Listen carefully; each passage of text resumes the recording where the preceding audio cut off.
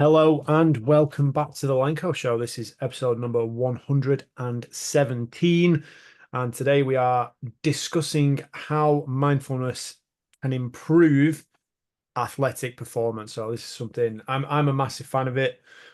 Chris, do you want to are you a fan? Are you a believer in the mindfulness practice? I am a believer. I'm a strong believer. And I wouldn't actually say that I'm very good at it, but what I will tell people is it's for me, it's kind of if you're just having fun with your mates, it's kind of like you do it then. You're not taking stuff super serious and you kind of access this kind of stuff then when you just chill, barriers are down, you're not super alert, progressive about anything. You know, I find that's where I experience it the most. Anyway, hello everyone. We're gonna go through it, discuss it with everyone. Yes, this is something that's come around actually because of one of the books I was reading recently. And I was having a discussion with someone in the gym this morning whilst I was training them. And someone who, high performing individual, very, very good at what he does, lots to be positive about, but consistently finds himself in a bit of a down mood. And when I was talking about sort of the process and the ability for someone to get into flow and the ability for someone to be creative, and one of the main things for that, one of the key, so just to give a bit more of an overview, one of the key factors in high performance is creativity, the ability to conjure up new ideas that are relevant, then analyze them and then put them into practice. Having that idea and that thought and being creative in the first place is critical to elevating your performance to the next level. And one of the fundamental ingredients to creativity is being in a good mood. Now, if you're constantly in a bad mood and keeping yourself in a bad mood, you're not going to get anywhere. And the other way that I describe this to him is that when you're trying to create ideas, when you're trying to come up with something, sometimes you feel like you're banging the head against a brick wall and you can't break through. And then, like you said, kind of at the start there, just sometimes when you're sitting around, chilling out, relaxing, for me, a lot of my best ideas will come to me while I'm in the shower. You chilled out, you relaxed. No, seriously, you chilled out, I you relaxed, think and then that there's research that shows that actually that is where most of those plans will I, happen. I'm deadly serious. Like sometimes you get stuck, just go for a shower, it'll work.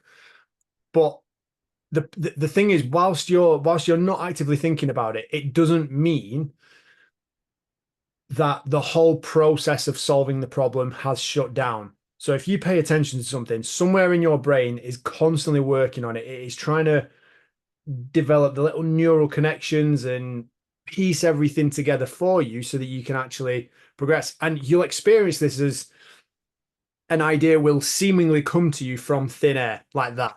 Like the idea of doing this as a podcast today. The idea will seemingly appear out of nowhere. It isn't coming out of nowhere.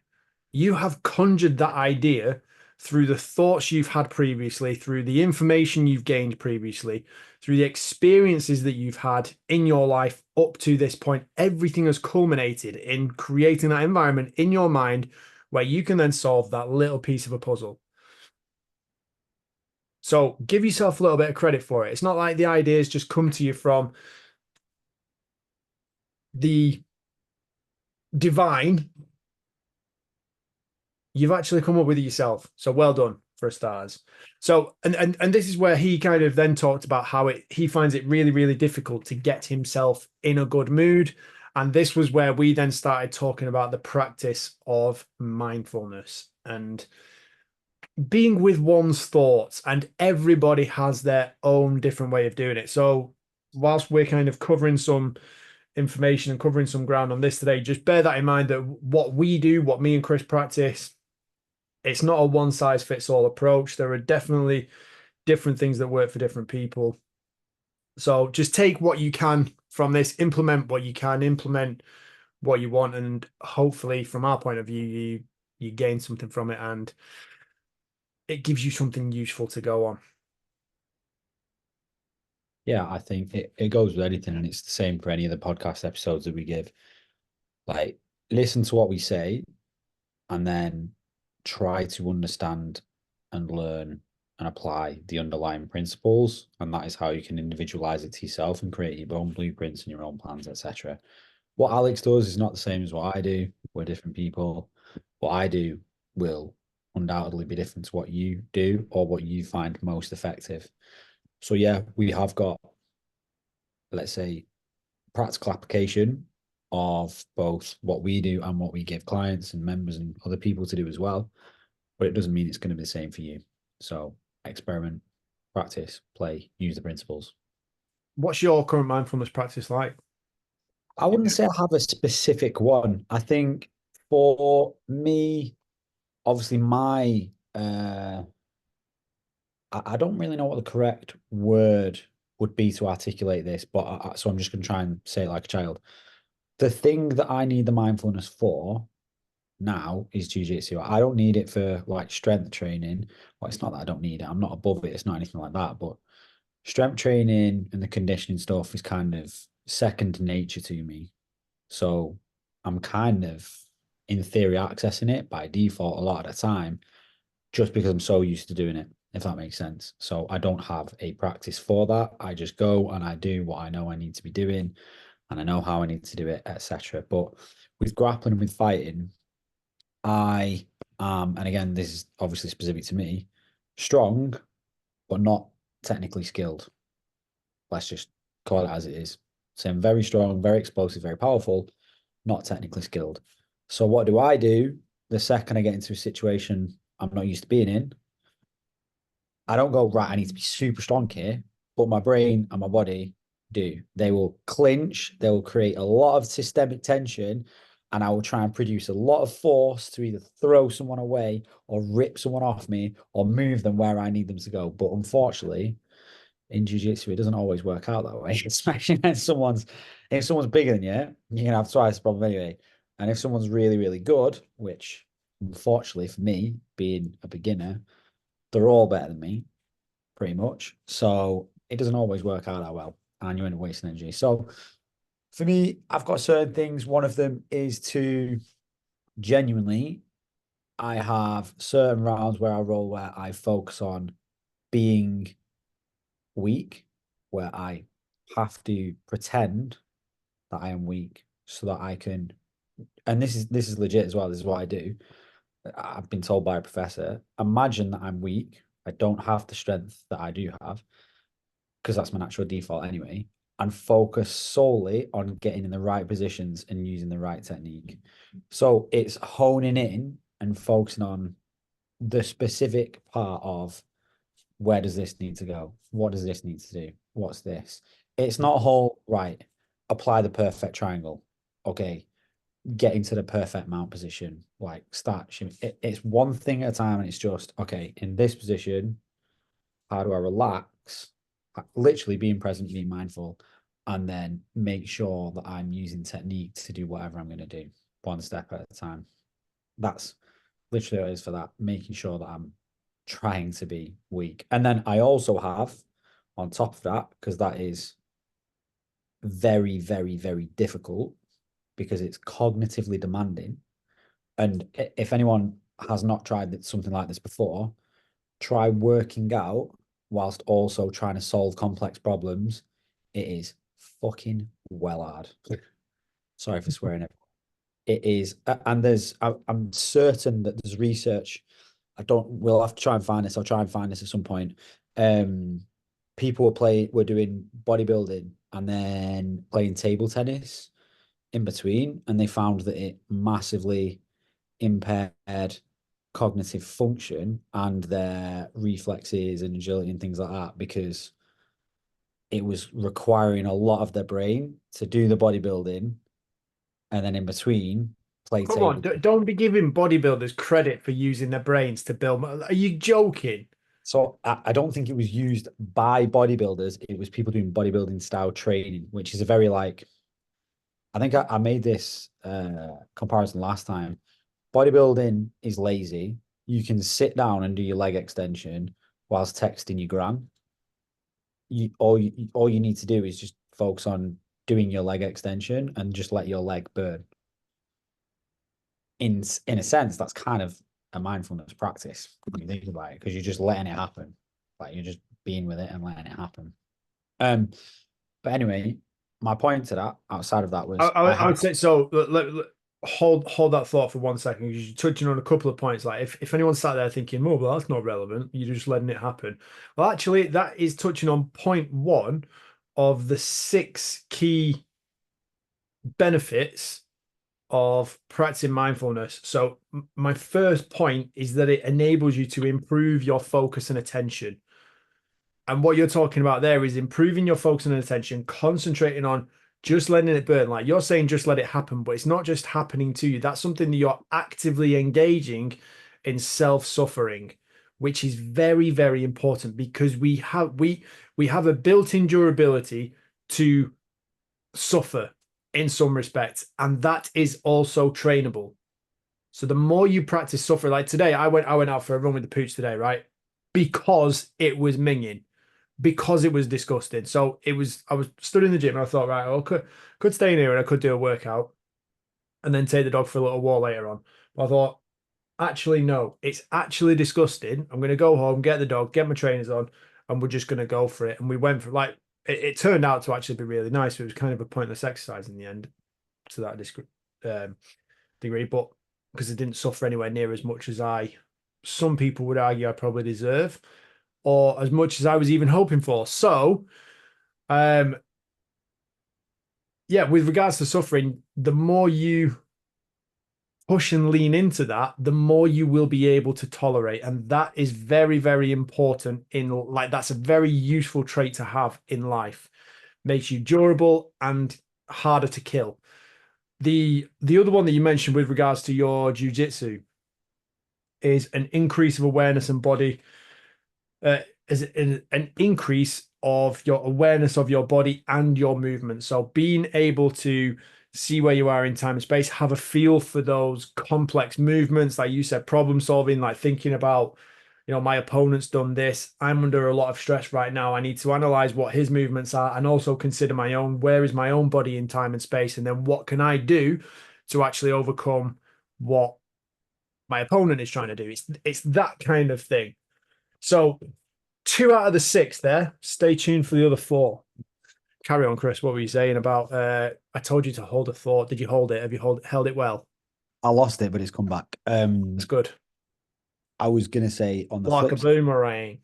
I also do rounds of not worrying about any of that shit. In fact, I don't think about any of it. I just do what happens instinctively.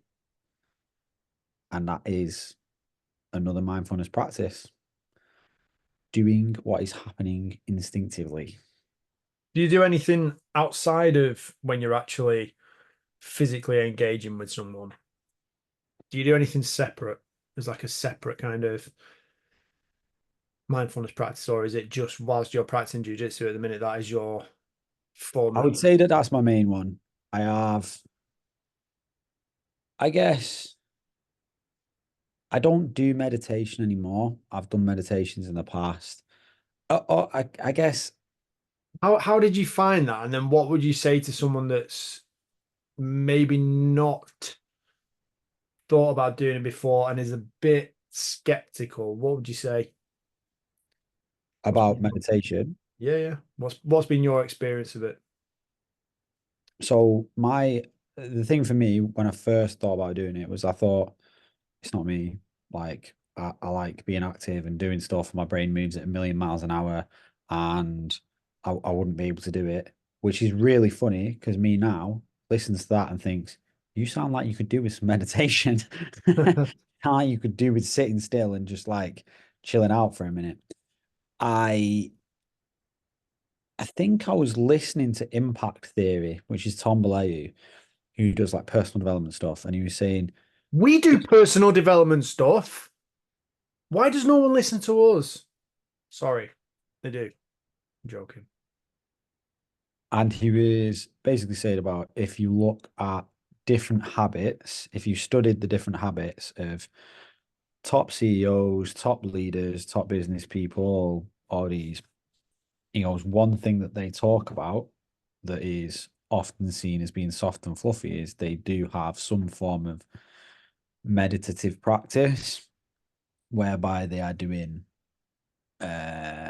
attuning with themselves. Let's say they'll have, yeah, their goals and their reviews and stuff like that, but they'll also have a practice whereby they're just slowing everything down and letting things happen. And I think it ties in with, I can't remember if you said this before we started or actually in this, but it kind of ties in with when you're in the shower and you're just having all your thoughts in the shower. That is very much a form of it. But for me, my personal experience was when I first started doing it.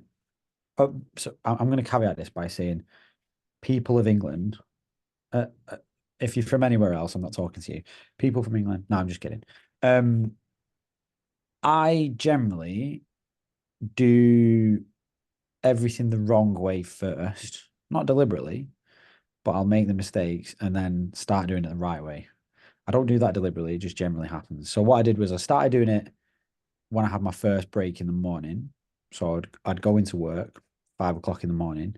I'd do a session 6 till 7, and then I'd have a gap 7 till 7:30, and I would do it between 7 and 7:30 in a dark room that was the back of an office in a commercial gym, and I'd do it with headphones in, and I was using Headspace. If you guys have ever heard of it or used it, which is an app, and they basically just talk to you and guide you through it. And it starts off for like 1 minute, 2 minute, 5 minute, 10 minute, and then they build you up. And I'm going to be honest, mate, I just kept falling asleep. I would just like genuinely, I would be sit there and I would fall asleep. So I gave it up. And then I thought, you know what, I should start this again. So I started it again. And then, yeah, I thought it was really good. But my issue was that I was expecting something significant to happen.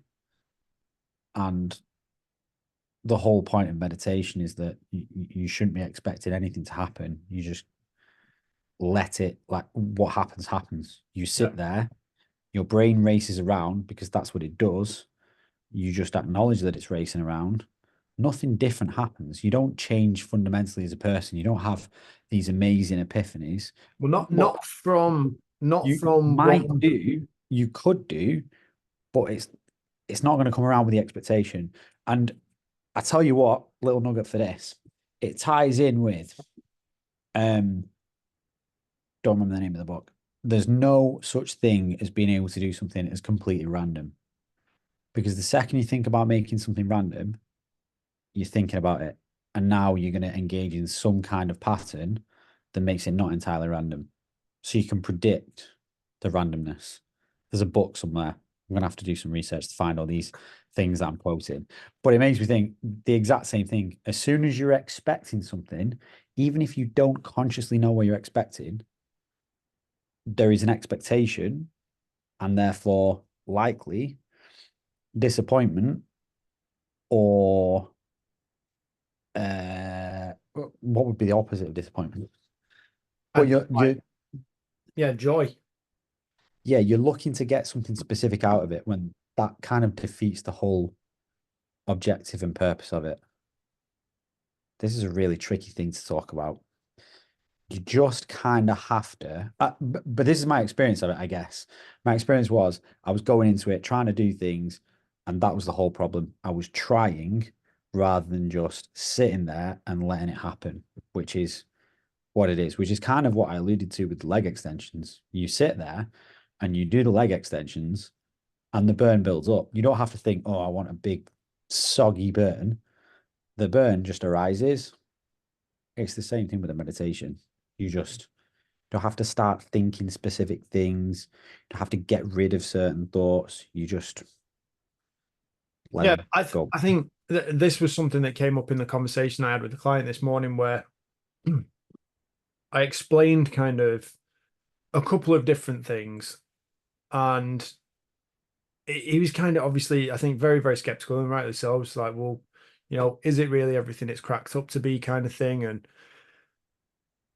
I think rule number one, when you're going into doing some sort of meditation practice or mindfulness practice, don't expect yourself to sit there and then 10 minutes after starting the audio of listening to it or calming your mind, don't expect to be sat there moving a mountain like some sort of Buddhist Jedi. Like, it isn't going to happen.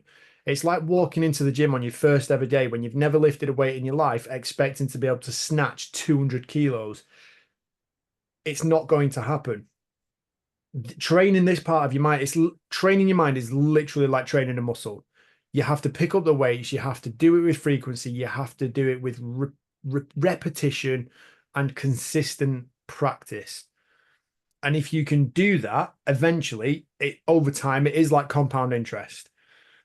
You do a little bit today, a little bit tomorrow, do that for a few weeks, then for a few months and a few years, and then look back on that 10 years down the line, and you will be in a massively different place to where you were initially. You'll be a completely different person to when you first started. And I would say that that's definitely rung true with me. I'm 100% very, very different to who I was sort of 10 years ago. So don't have mega expectations when it comes to, don't expect some sort of divine enlightenment. It isn't going to happen. All you need to do is be calm, be quiet, focus on specifically, like if you are doing a guided meditation or whatever it is. Personally, go on, you've got your hand up. Do you need the toilet? You all right? Yeah, I just like it's funny because I know you caught me when I was saying it earlier. Actually, that stuff will happen, but it'll only happen if you're not expecting it. Like, because there's vast benefits to it, right? And imagine it's like every time I'm just going to use a set of reps at the gym as an example. Every time you do it without your expectation, you're actually moving the dial further closer, and you've done a good thing that's going to benefit you every single time that you do it. And like Alex said, the compound interest over time will lead to a significant level of enlightenment. And as we're alluding to in this entire show, like some form of performance enhancements. Yeah. You'll get cognitive enhancement, obviously, which also skills being neural will mean you will get physical performance advancement as well. But if you go in with the expectation, you're shooting yourself in the foot, and that's where you fuck it up. And the other thing that I would say, just the last thing, sorry, Alex, before I let you go again, is one of the key things that I said at the start was when I first started, I put it off for a long time because I felt like I'm not the sort of person that would do well doing that because I don't like sitting still. I like being active. I like talking and being around other people. But the reality is, if you're sat there thinking, yeah, meditation's not for me, it's a bit soft and fluffy, I'd argue that actually you're the perfect person that it's suited toward. And if you were to give it a go, and I don't mean sit down for 2 minutes today and then fuck it off. I mean, 2 minutes a day, 2 minutes a day for a month. So there's a couple of different ways to do it. So like the way that you did it, sitting down doing a guided meditation, dark room, like that's one way of doing it. Another way of practicing mindfulness, and one that I would definitely recommend as well. Like if you're someone who's sat there thinking my mind is constantly racing, I cannot cope with focusing on one task, I get consistently distracted. I've always got new things going on, and I always want to do something different. One of the best things that I think you can do is actually just go out, be in nature, and go and explore. Go and take in some really nice scenic views, because if you change the environment around you, that has a profound impact on the mental workings within your mind, and being able to see the bigger picture to cultivate new ideas and a clear path to victory or a clear path to progress, whatever it might be. Being able to see that bigger picture, if you go and actually take in a bigger view, literally a bigger view, like go and stand on top of a hill and just look out, that then has an increased effect on the way that your mind works and the way that your mind sees things. If you consistently dial down and focus on the nitty gritty and that's all you ever see, which is highly stressful, and you never zoom out to take a look at the bigger picture, you will get lost in the weeds. So have that clarity, get that peace of mind, go and experience nature, go and take yourself to a new environment, and you will create that internal environment that is required for sort of new ideas, higher levels of energy, increased focus. Um, Definitely, definitely beneficial. I think one of the things that I suggested to start with as well, and I know that we've both definitely done this at some point, is every night before you go to bed, do what we call your 5-3-3. So 5 wins from the day, as I mentioned before, to be creative and come up with good ideas. Well, not necessarily good ideas, but to come up with new ideas and to get into the state of flow, you have to be thinking in a positive manner in the first place. Obviously, with the weather turning, winter's coming, depression is going to go through the roof. It's going to skyrocket in a lot of people. Mindsets are going to change. Exposure to sunlight is going to have a massive impact. So, 5 wins from the day to just try and cultivate that slightly positive state and that positive energy to help you move forward is going to be crucial. And then the second one, the second three is gratitude. Come up with 3 things that you are extremely grateful for. And again, I say, do not be expecting to move mountains with this. If you think, oh, you know, like gratitude, I'm kind of grateful for stuff, but I don't feel it in my soul, take your time with it. You're Feel it picking up, in you're picking up a dumbbell for the first time. Be patient with it. Allow it to come to you. Give it chance. Keep working on it. Keep practicing it. Keep training it.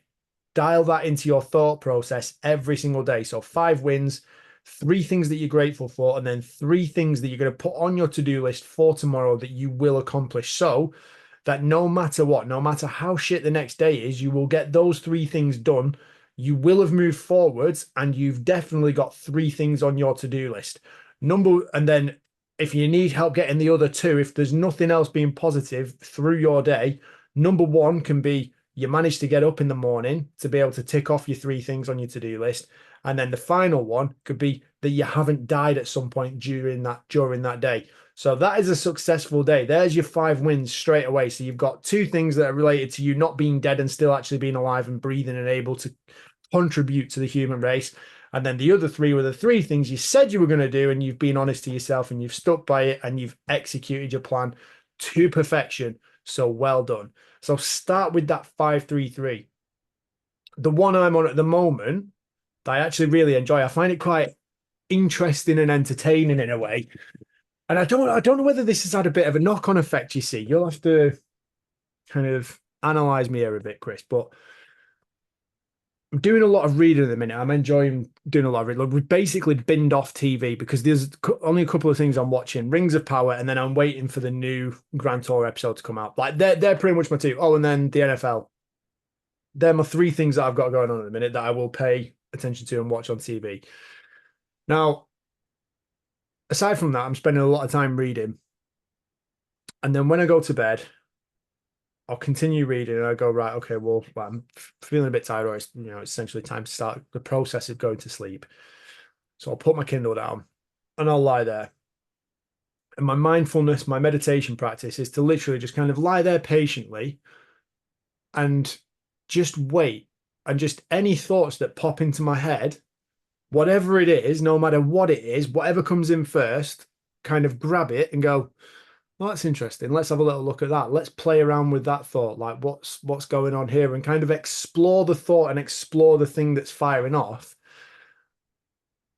And then once that goes and something else comes in, I go, okay, well, let's deal with that one now. And like I'll barely get through. I don't even know if I do manage to get through anything. Probably get through 1 or 2 things, and then that's it. I'm gone. I am asleep. I'm out. But here's the weird thing: I don't have dreams, right? Sounds very sad when you say it like that, but I don't dream. I don't have dreams or nightmares or anything like that.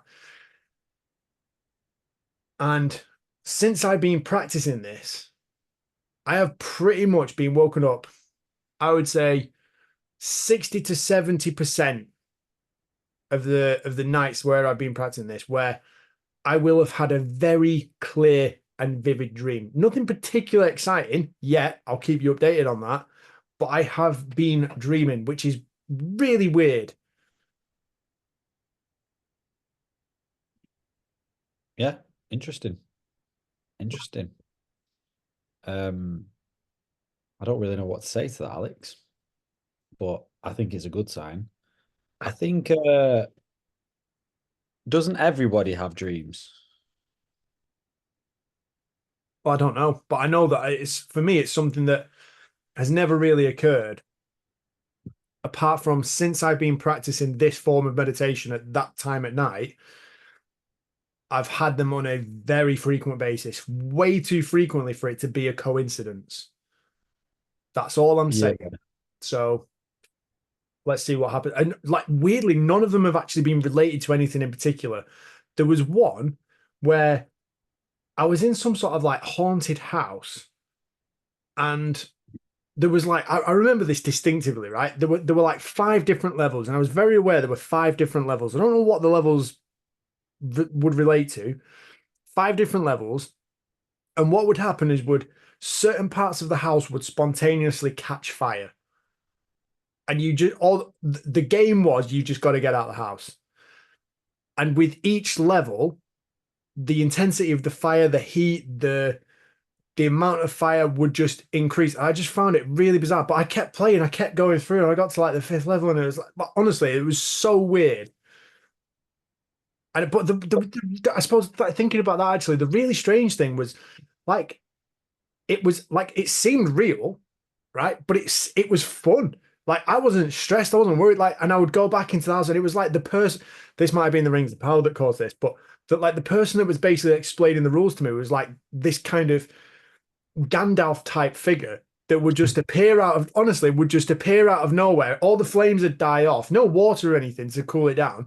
Just all the flames would just sink into the floorboards again. And he was like, right, what's going on? Right, level over. A little bit like, do you remember when we played Call of Duty Black Ops and the zombies were on? Do you know when a level ends and you're like, right, well, they've just gone away, kind of thing. And then you just wait for the next bit. And then it All right. happens again and Okay. you go again. It was a little bit like that. It was so honestly so strange. I'm so weird. I'm sorry, everyone. Um, It's actually intriguing that you said that because I'm the total opposite. I have a lot of vivid dreams, and I generally remember my dreams like every single night to the point where for a long time I actually kept a dream journal and I was dissecting what was going on in my dreams and trying to piece together what I thought the significant meaning could be. anything you want to tell us about? Well, what I will say is, do you remember that Mum used to have like a lot of nightmares? Well, where she'd like wake up screaming kind of thing. Yeah, yeah, yeah. Yeah. So I also used to have a lot of nightmares. I don't think I ever woke up screaming or anything like that, but I know that I've like Have you woken up? You know where you've been like. So I've had a couple where I've been confronted by someone, and I've been like, I've woke up and I'm like, like trying to shout at them, trying to fight them, and yeah, Fiona's like, "What's up?" And yeah, yeah, I'm yeah. like, "Nothing, actually." Yeah. So I used to have a lot where it was always kind of a very similar thing. It was just your general physiology is that something's not right, something really fucking weird is going on, and it's really, really creepy. Like, which is really strange because for me, I don't believe in ghosts and stuff like that. And I remember when I was about 14, um, I could hear we had windows open. This is at Garnet Street. Windows were open, and clearly the downstairs kitchen window was open, and it sounded like the drawers were banging downstairs, the kitchen drawers. And I thought, someone's downstairs. And I thought, a person can't be downstairs. And then I remember thinking, well, what if it's a ghost? And I remember specifically on this specific day, I was like, I don't like ghosts don't bother me because in my head I thought, well, if it's a ghost, whilst it might look terrifying, it can't do anything to me. In my head, I was just like, well, it's a ghost, so it can't physically touch me, nor can I physically touch it, so I've got nothing to worry about. That was the way that I saw it. I thought it's either a real physical thing that I can touch, and in which case, like I can hit it or smack it with something, Knock it out. or I can't. And it's not that I thought I was super competent or anything, because obviously I didn't. But so I was just like, well, I'm not really worried if something comes into my room. I'll just try and smack it with something. So yeah, but in these specific nightmares, your physiology is like you feel very, very on edge. Something's unnerving, something's not right. And it was always very much the same. It was never the exact same dream, but it was always very much the same. Something was coming closer and closer to me, making loud noises, banging, and then it was always on the precipice of whatever this thing was appearing or occurring, I would wake up. That used to happen like so frequently. And to the point where I actually got very good at this. All sounds really crazy. So I've, let's say, got the ability, because I have a lot of vivid dreams anyway, to control my dreams occasionally, which obviously I think is referred to as lucid dreaming. And I can recall occasions where I have done it. And I essentially, this sounds so stupid saying this out loud, but gained the ability, not always, but to figure out when I was in a nightmare or in a dream to then dictate what I did next. I never figured out how to pull myself specifically out of a nightmare, but I did figure out that I could like try and make a noise or move, and then Caroline would pull me out of the nightmare or something like that. I could never bring myself out of it, but Caroline could. But you were But you were conscious that you were in a nightmare, and you were conscious of that was happening. Yeah, I know what you mean there. It's yeah, weird, isn't it? We are weird people. Well, I mean, we've definitely gone away from sports performance. What we're opening up here is the can of worms from mine and Chris's childhood traumas, um, which we've all got them. And this was something else I actually said to the guy I was working with this morning, is that it's not something you necessarily need to unpack.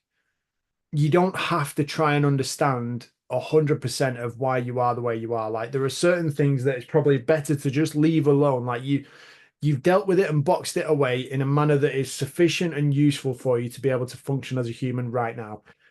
Unpacking it might just make an entire mess, and there's not necessarily a guarantee that you're going to be able to deal with it and put it all back in the box once it's done. And once it is back in the box, it's still back in the fucking box. It's still there. So, and like, this is where I don't get stressed out anymore in terms of questioning people and speaking to them and go, oh, well, why do you think that is? And like, I will question them on certain things and certain beliefs and go, well, where do you think that comes from and all that kind of stuff. But in terms of actually solving your childhood traumas, that is not necessarily going to do anything for you. Will cause you certainly a lot of pain in the meantime. And I do think it is an avenue where people who need severe psychological help might find useful, can be useful, but it's not something that I or you would particularly do. However, I definitely believe that you can and must take responsibility for rewiring your brain as it is right now in order to empower positive thinking and powerful mental states and engage yourself and get yourself into a flow state as often as possible for as long as possible, and you will have a better life. Like this was something that popped up. There is definite research that says this, where creative people are happier than non-creative people. Logical people are just a bunch of depressing bastards. So, more to going back worry to about. going back to the performance side of things, one of the other things that I think is really important is like the whole visualization of your goals and having clear goals. So, like a lot of the time, everyone will do goal setting, and like let's say your goal is to be on the top level of the podium of the Olympics. Well done, Olympic champion. Great job. That's your goal. How clear is it? 10 out of 10 clear. Right. Okay, cool. You say it's 10 out of 10 clear. How are you getting there? What's your clarity on that? Should we try and should we get some sort of clarity on the pathway and the progression to get there in the first place? Like, how clear is that at the moment? If the answer is, well, yeah, I've not actually thought about that. That's pretty unclear. That's probably the most important part you should probably consider piecing together. And if you don't do that, what makes you think you're ever going to end up on the top level of the podium in the first place? You know? Vague, vague uh goals produce vague results. So what we got there was a clear outcome, but a very unclear pathway. And when you've got that unclear pathway, you're just going to kind of meander and keep meandering without any real direction and clarity, focus, direction, strategy, all massively important, along with that other core component of having the support from people around you will be very beneficial. So, I actually this yesterday we did a presentation in front of 60 people. I remember saying this yesterday. This was in the success principles. If I asked you, Alex, to try to Torquay tomorrow, you wouldn't just set off and hope that you end up at Torquay. You would obviously, the idea is right, I'm going to get to Torquay, and then you would follow presumably a sat nav, Google Maps or something like that that's going to take you there.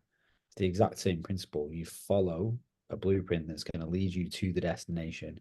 You don't just go, right, well, Torquay is down south from me, so I'm going to go that way. Okay, let's go. You're not going to get there, are you? no, you need to do it. So, in terms of mindfulness practice, I just want to kind of sum up the benefits because I know we touched on a couple in a little bit of detail, and then we've gone on our own little ramblings. And the 6 key benefits to practicing mindfulness and improving your athletic performance. And number 1, you will improve your focus and attention. Number 2, you will lower your stress levels and anxiety. You will be more prepared. You'll be calmer. Number 3, you will improve your recovery. Number 4, increase your emotional regulation. Number 5, increase your awareness of your body and movement. And then number 6, improve your performance under pressure. And if that is something that you want, I certainly recommend you go about practicing some form of mindfulness. Find something that is useful for you. And if all of that fails, a massive part of getting into flow, which is a very, very high energy state, is being able to recover. So your nutrition matters, sunlight matters, being out in nature matters, sleep matters, and active recovery, mindfulness, whatever kind of stuff you like to practice to recover from, exercise, working out, do it. It all matters. It all plays a role. And if you want high performance, there are actually very few choices. Just do it. Yeah, I think it goes with anything. I remember we did a podcast a long time ago about how to get good at anything. The first thing you really want to think about is just doing it. Just do the thing. Don't worry too much about how you go about it. Just fucking get it done. The person that's done it 500 times is going to be better than the person that's not done it once, every single time, or has done it once. Do it 500 times, and then you can start honing the skills and changing the process and thinking about the way that you are going about doing it. Because then you've got enough data points already to start. As technically, it's reassessing what you do and having specific training points, etc. It's the same for mindfulness. Just do something, some kind of practice to start with, then you can start making it perfect after that. Yeah. Start simple. Don't expect miracles. Be patient with it and just do it consistently, do it regularly. I think that's the best way to go about it, isn't it? Yes, sir. And that's the same for everything as well. Lovely stuff. Right. Well, on that note, people, Chris, have you got any final notes, any pearls of wisdom? Yeah, the last thing that I was thinking about then is what do you think to the idea that just going back to this leg extension example, focusing on the pain of the acid buildup itself, in and of itself, is probably actually a very, very mild pain suppressant. By focusing on it, you realize that actually it's not as bad as if you were just kind of doing it, like you're focusing on it. Yes, your attention's on it, so it amplifies, but it amplifies contextually to everything else that's going on. You would, by default, because you're focusing on it, have improved focus and concentration on that thing, and therefore you'll be able to have you would have a greater threshold for that pain. What do you think to that idea? I mean, I'm I not think saying like in your head you have to go, oh my God, this is the worst pain in the world. Like, I'm not saying dramatize it. I'm saying focus on it and carry on. I think the main thing what you've said there is to kind of embrace it and accept that pain is part of the process to then just keep moving regardless. But in doing so, the pain is not as painful.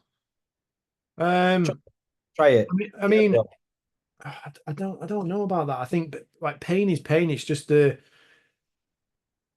something that exists only in the nervous system, and you can choose whether to acknowledge it or not. So being able to control your mind in that process is the bigger skill. Are we in agreement? Yeah, but I think my point is like obviously it's coming through your sensory receptors. If you're honing your senses on one specific thing, you will experience it and you will realize that actually the Bulgarian split squat that you thought was the end of all the world is actually just a very condensed, light burning sensation in your quads. Yeah, I mean, yeah, And yeah. therefore you'll be able to carry on doing it for a little bit longer. What are you trying to say? Are you trying to say that you improve your own interpretation of the pain, or do your sensory receptors become dulled to that level of pain, or which bit? Both, Yeah, both. yeah, yeah. I would agree. I think that's what we were saying all the way through anyway. I think it's the Yeah, just same a thing. bit complicated. Sorry, bro. Yeah, you were kind of throwing me off a bit there. I was like, Sorry, team. what the Sorry, fuck are you team. talking Hey, about? we got there though. Hey, Insane. we got there. Did we not? Um, we did get there. Thank you very, very much for listening. Hopefully, you've enjoyed this episode, and hopefully, it actually gives you something to take away, practice, and implement to improve your own levels of performance. If so, let us know. We'd be intrigued to hear about that and your own, either that or your own experiences of mindfulness meditation and anything else that you've done as a performance enhancer in the realm of mental well-being, mental wellness.